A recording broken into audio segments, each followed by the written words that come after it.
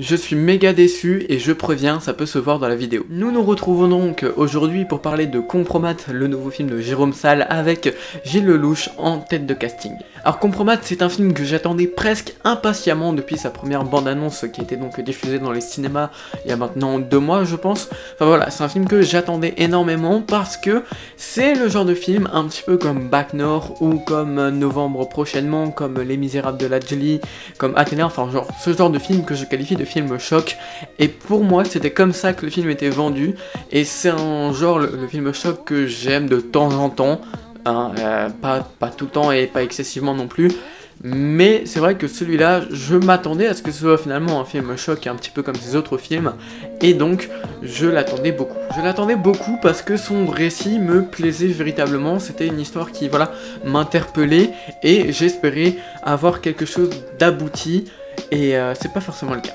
Alors, Compromat, c'est l'histoire de, Mathieu, un expatrié français qui habite donc en Russie, qui du jour au lendemain va se faire arrêter par les services secrets pour un crime qu'il n'a pas commis. En effet, il est accusé donc de pédopornographie. Il s'avère que Mathieu est donc victime d'un compromat, c'est donc un complot qui est mené contre lui, pour une raison que je ne dirai pas, mais en tout cas voilà, il a fait du tort à certaines personnalités russes, et donc sans même qu'il s'en rende compte finalement, et donc voilà, il va finir en prison, il va avoir tout un procès, et puis donc son but ça va être de s'échapper déjà de prison, et puis de s'échapper du territoire russe pour venir retrouver en France, bien évidemment sans l'aide du consulat français. Alors tout ça sur le papier c'est bien, et même ça a de quoi faire vendre, mais c'est juste que c'est un film qui m'a déçu, puisque c'est pas du tout l'axe sur lequel je m'attendais, où le film se dirige en fait. Et ma déception, elle se doit d'abord parce que c'est un long métrage que j'ai trouvé très paresseux sur plein d'aspects différents. En fait, Compromat, c'est un récit qui a plusieurs occasions dans son film, hein, au sein même du film, il y a plusieurs occasions pour qu'il soit génial, et que ce soit un récit qui soit palpitant, exceptionnellement bien écrit, très bien fait et tout, sauf qu'il a plein d'occasions, plein de facilités, mais ne va jamais s'en servir, et donc il a du mal à se trouver un genre précis, et puis voilà, toutes les portes que tu aimerais qu'il prenne parce que ça rendrait le film meilleur, il ne les prend absolument pas. Compromat, c'est un mélange d'inspiration qui n'est pas vraiment précis et qui a du mal à savoir ce qu'il voudrait être, et ça se ressent énormément tout le long métrage, puisqu'on va nous mettre des scènes qui font penser au drame, au thriller français, au film choc, parfois même au film d'action, et on ne s'y retrouve jamais. C'est un mélange de genres qui n'est pas vraiment homogène, et donc moi ça me dérange un petit peu parce qu'on voit très bien que le film ne sait pas vraiment ce qu'il veut être, on ne voit pas où il aboutit, ce qu'il en fait, et au final il va se perdre, et nous avec.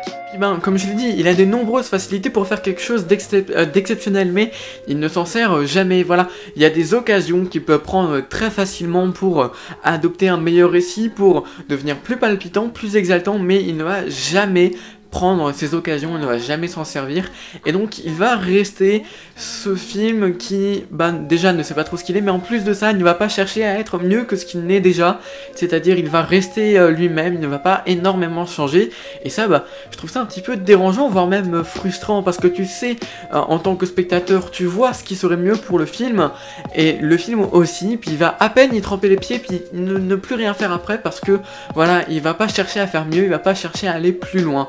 Et là aussi, je trouve que le terme paresseux est exactement le terme qui qualifie le film, parce que, encore une fois, il ne va pas prendre de risques du tout, il va se contenter du strict minimum, alors qu'il a vraiment des facilités pour faire mais quelque chose de génial, et c'est chiant bordel. C'est la même chose au final pour la mise en scène, on voit très bien que Jérôme Salle est capable, à travers sa mise en scène, de faire quelque chose de génial, dans le sens où il sait gérer une caméra, il sait gérer des décors, il sait gérer sa lumière, bref, il sait réaliser un film, mais là encore il va se contenter du strict minimum. Il y a une scène dans le film qui se tourne de nuit en pleine forêt, et il n'y a aucun éclairage, et le seul truc qui ressort c'est les lampes torches que les acteurs ont. Voilà, ils ont des espèces de lampes torches dans une forêt, et cette scène elle est incroyable, et elle montre que Jérôme Salle est vraiment capable de faire quelque chose d'extraordinaire. Il est capable de nous pondre un vrai truc ingénieux, mais ouais, je sais pas pourquoi, il ne prend pas le risque, peut-être que c'est par une question de budget, de production, et que donc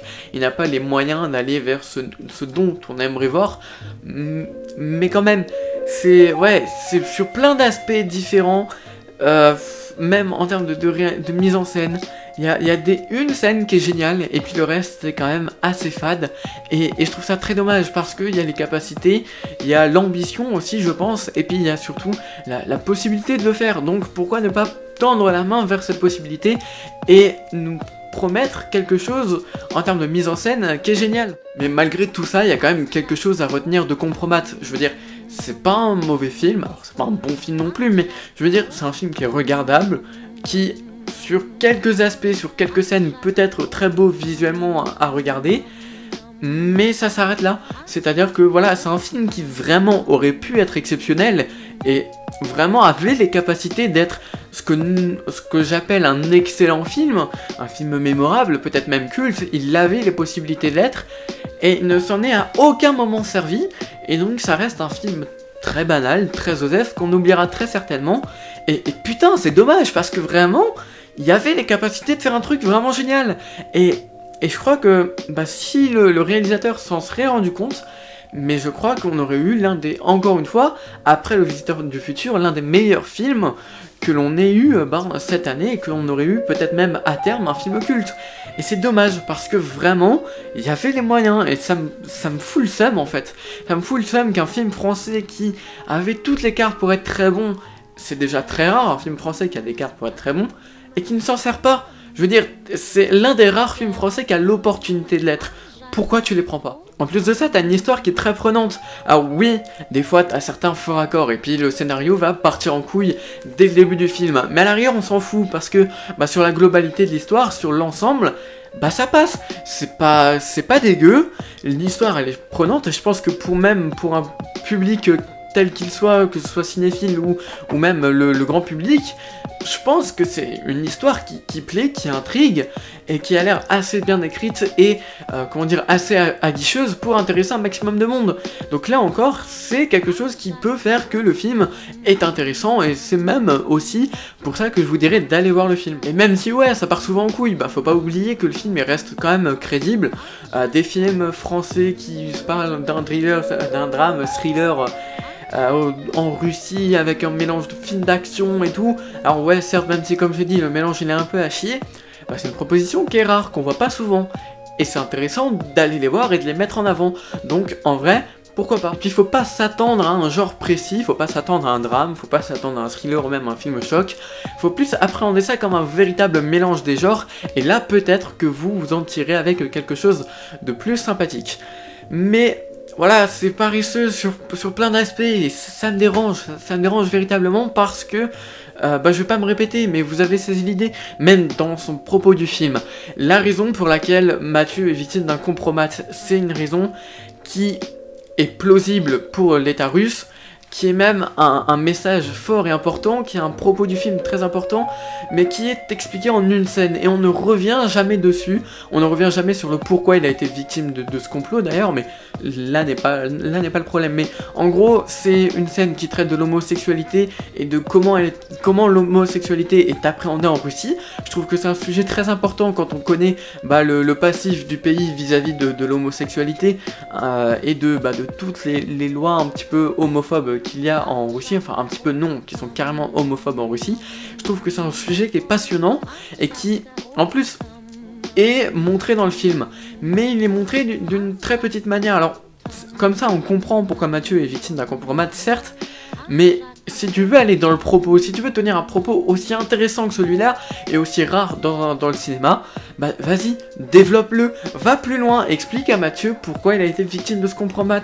Ne reste pas cantonné à cette unique scène, qui est en plus un flashback, qui explique au public certes pourquoi Mathieu l'est, mais Mathieu ne comprend pas au final, je crois qu'il ne sait pas pourquoi il a été victime de ce complot. Donc vas-y, va plus loin dans ton propos, explique pourquoi c'est intéressant, et pourquoi ton propos, tu devrais le développer plus que ça, montre-nous en plus. C'est vraiment ce que je demande à Compromat. Surtout qu'en plus, ils ont Gilles Lelouch dans le film, et c'est pas n'importe qui. C'est le genre de film qui est taillé pour l'acteur. C'est vraiment là où il est très bon. On a vu Goliath récemment, c'est un petit peu le même style. On a vu Bac Nord, alors oui... qu'on aime ou pas Bac Nord, ça reste un très bon film pour Gilles Lelouch. Enfin voilà, c'est typiquement le genre de rôle dans lequel il joue habituellement et où il est parfait, donc taillez-lui un film à la hauteur de l'acteur. Après voilà, l'expérience du film elle reste quand même sympa, c'est pas un mauvais moment, c'est pas un mauvais film. Je pense que vous trouverez quand même à minima votre compte devant, mais c'est juste très dommage d'avoir cette proposition et qu'elle ne soit aussi peu aboutie finalement. Donc voilà, c'est un film qui m'a personnellement déçu, ce sera peut-être pas le cas pour vous. Dites-le moi dans les commentaires d'ailleurs si vous, le film, vous êtes déçu sur cet aspect-là, ou si au contraire vous l'avez bien aimé. En tout cas, nous, c'est la fin de cette vidéo, on se dit à très bientôt pour une nouvelle critique. N'hésitez pas à vous abonner, d'ailleurs, petite parenthèse, mais on a passé les 100 abonnés sur la chaîne, donc merci beaucoup. Et puis sinon, n'hésitez pas à vous abonner, à mettre un petit pouce bleu si la vidéo vous a plu, à me dire ce que vous avez pensé du film et de la vidéo dans l'espace commentaire. Sur ce, c'était Hugo, on se dit à la prochaine pour une nouvelle vidéo, ciao!